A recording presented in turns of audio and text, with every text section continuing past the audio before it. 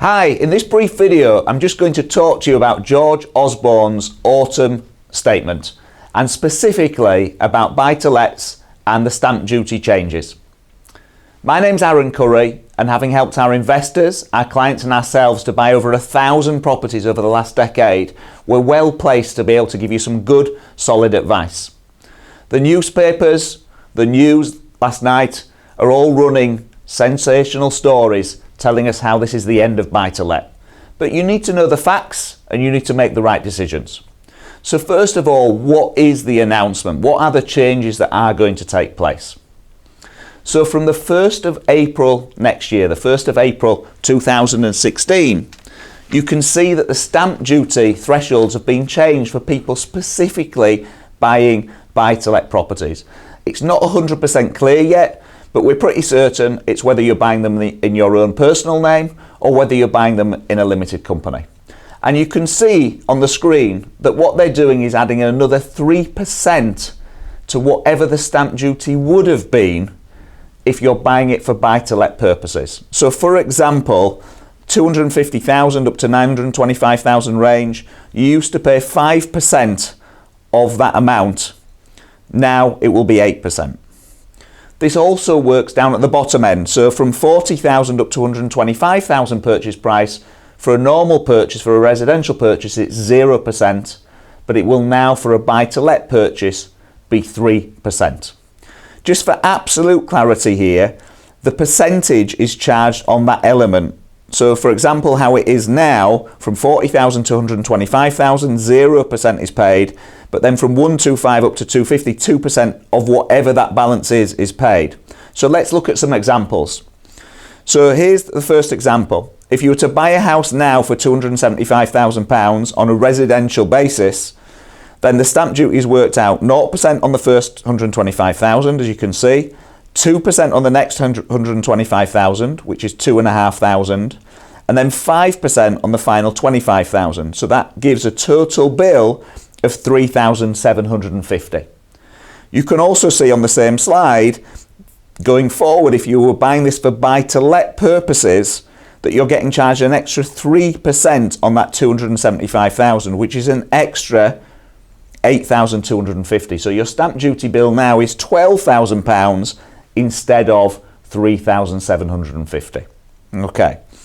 However, let's look at an example of a £100,000 property, because we've picked a more expensive property there.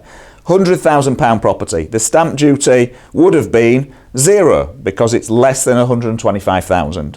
From the 1st of April 2016, it will be 3% of that 100,000. So there'll be a stamp duty bill of £3,000. Okay. Now, that is obviously not good news. If you're an investor looking to invest, the cost has increased. However, what we mustn't do is let this cloud our judgment. What we mustn't do is let this put us off making a great investment. There is no other investment class in the UK that performs as well as property, specifically when you link buying property to the leverage that you can get from property. Okay? If you go invest money and buy stocks and shares, you have to put all of your own money in. If you set up a business, you have to put all of your own money in. But if you buy property, the banks will lend you 75% of the purchase price. They'll lend you 75,000. You only have to put down a 25,000 deposit and you've got a £100,000 property. If you buy with discount on top of that, you get amazing leverage. Let me quickly show you 3 slides to explain this. In this first slide, you can see a property bought without leverage. So £100,000 property, the market goes up 10%, you make £10,000 of equity growth. Okay.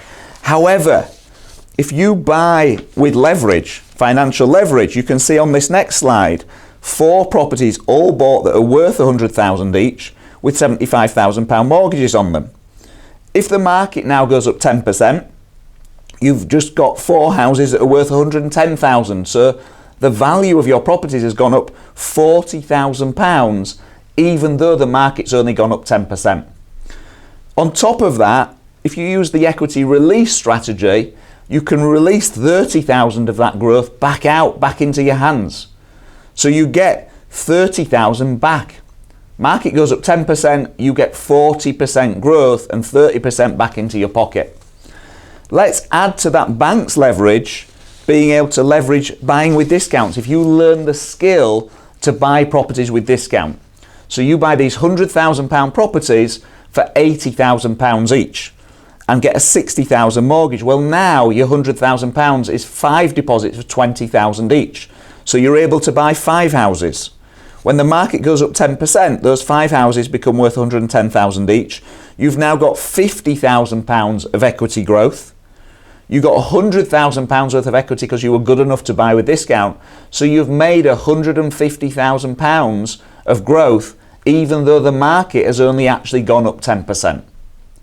You can't do this with stocks and shares. You can't do this in a business. So I want you to think seriously about this. Please don't let a change make you fearful or put you off. Yes, having to pay stamp duty is not great. Having to pay increased stamp duty is not great. But in the scheme of things, property investment is still a fantastic investment. It is still the leading asset class, in my opinion, in the UK. Just make sure you're following 3 key things when you're buying your properties. Buy for yield. We always buy in the UK in the price bracket of 60,000 up to 125,000. The reason we do that is because you get the best possible yields, the best return on investment, the highest rents for the amount of deposit you're putting down. So we've always bought at that level anyway, and at that level the effect of these stamp duty increases, it still hits you, but it's nowhere near as big. Secondly, buy for capital growth and follow 4 simple rules. Buy in a town or a city, close to a good school, on a good public transport network, and on a good road network. If you follow those 4 simple rules with every single house you buy, you'll get the national average of growth. And the national average of growth over the last 80 years is 7.9% a year, whether you're in Newcastle, Manchester, Coventry, or London. The growth is the same over the long term, 7.9% a year, great capital growth, okay? So you don't need to take a risk, you don't need to speculatively invest, just buy with those 4 rules in mind. And thirdly, rental checks. It's absolutely crucial to make sure you've checked your property will rent before you buy it. At the Insight Group, we never buy a property without advertising it to rent first. As soon as we've agreed to buy it, we advertise it to rent in the local newspaper, we advertise it maybe on Zoopla, and if we don't get at least 10 replies in the first week, we walk away. You might have £40,000 of discount. It might look like it'll be a brilliant cash flow property, but if you've not got demand from people wanting to rent it, it's not a great investment. So remember to look to buy for yield, look for an investment. Do you want to be an investor, or do you want to buy something to manage yourself, create an extra job for yourself? Some people want to do property as a job. If you're an investor, look for the best yields. They may not be in your town or city, but find the best yields. Find the best places for capital growth and get those rental checks done. If you make sure you're ticking those 3 boxes, then this element of stamp duty is only small. If you buy a £100,000 property, they double on average every 8 years. But let's assume it takes 15 years to double in value. You're going to make £100,000 of growth in the next 15 years. If the extra stamp duty bill is £3,000, in the scheme of things, it's not a big thing. So landlords might feel offended. They might feel attacked. They might feel like they're needing to pay more tax. But in the scheme of things, it's not a big thing. So don't let it be an excuse or a reason to not move forward profitably and not move forward successfully with your investing. I really wish you all the best with your property investing. If you found that video useful and you'd like to continue your property education, we've got a webinar masterclass valued at £997 that we're offering today and for the next 7 days for free. You need to go to www.propertyinsight.info/masterclass and you can sign up, as I said, for free. There's 10 webinars with my very best content on there. It includes how to source properties with the very best discounts, how to choose the right area to invest in and what the best areas are in the UK right now. It includes how to get the right power teams in place, the right mortgage brokers, solicitors, refurbishment teams, property sources, and many, many other things. So go to propertyinsight.info, www.masterclass and sign up now, and you'll get free access to £997 worth of webinars.